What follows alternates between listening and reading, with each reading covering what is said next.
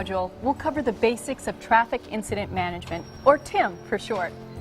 While the huge crash on the interstate gets all of the media attention, there are many more incidents that are no less important. A minor crash on the side of the road or a disabled vehicle blocking a single lane of traffic can present just as much, if not more, danger to you as responders. Now, when we talk about traffic incidents, we mean any man-made or natural disaster that requires action from a responder. We categorize incidents by the estimated time it takes to clear them. Minor incidents can be cleared in less than 30 minutes. Intermediate incidents run 30 to 90 minutes.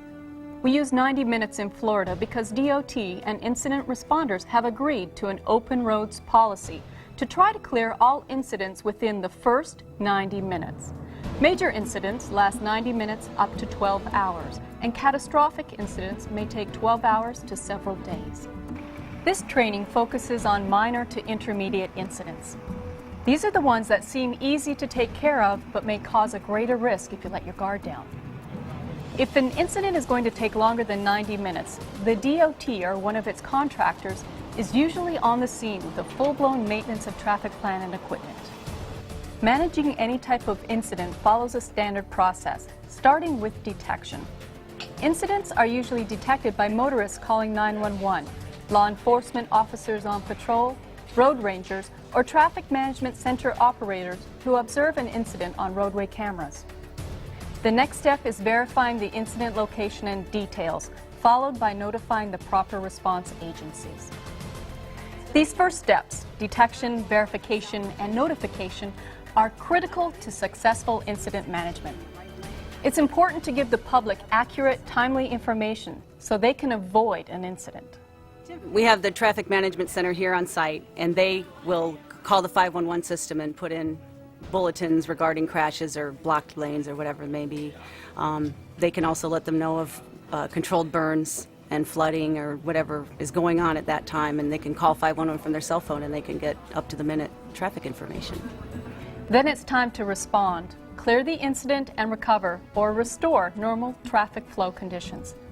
Now let's discuss some of the terms we use to describe the incident scene and how it should be set up. Here's our incident, a two-vehicle crash blocking one lane.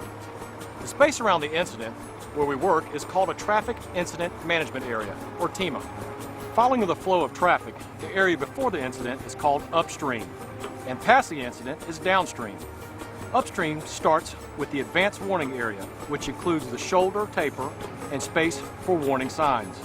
The second part is the transition area, includes the transition taper for lane closure.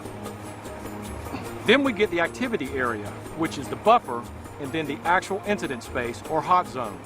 Past the incident, we have a downstream buffer space and then a taper to open the lane. The most important thing to remember is to have enough space for responders to park in the proper location. This is critical to our safety. We want to block as many lanes as we need to work safely and efficiently. But don't block more than is needed to protect the scene so motorists can travel safely around us. The exact amount of space you need depends on the time of day, weather, type of roadway, and conditions. You also need to consider preserving areas we need for accident investigation and evidence. If we just had one way to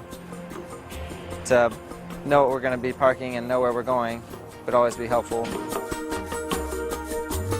No matter when you arrive, follow this order when parking at a scene.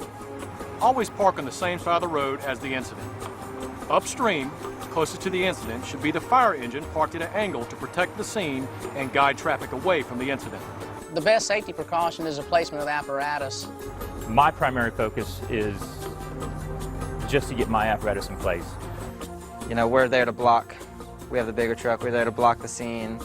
I need to get my piece of equipment as close as I can to use it at its fullest potential.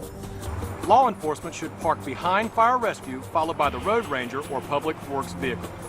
Parking at the scene of a crash normally it can turn into a nightmare or it can benefit us. When I'm first on scene of the traffic crash, it's very important to park your car properly to protect yourself as well as the vehicles and other persons involved in the crash. Just keeping in mind that we do have the other units coming and making sure that we leave ample amount of room for them. We want to park in a way there it's going to be safe for us, safe for the people involved in the crash, and safe for the flow of traffic. The rescue unit or EMS should park downstream closest to the incident. The first thing I'm going to want to do is make sure that I position my apparatus in the most strategic position possible. Being closer to the front adds to ease of departure towards the hospital to get there in a timely fashion. Towing and recovery vehicles should be parked the farthest downstream. Let's go through it one more time. Upstream, fire rescue, law enforcement, road rangers, or public works. Downstream, EMS and towing.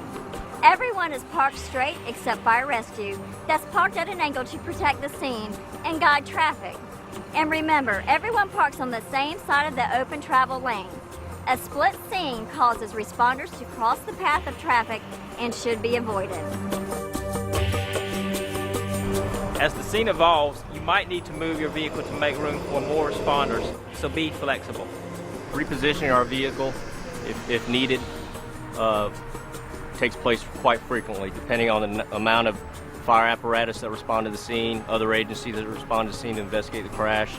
Sometimes we do have to move the vehicle so rescue can get in a little closer, especially on smaller two-lane roadways. If we've got the entire road blocked, we have to move it so they can get in there.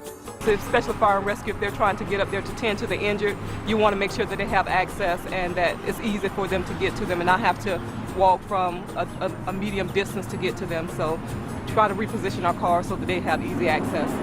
Now, we also need to mention personal vehicles. They're not safe.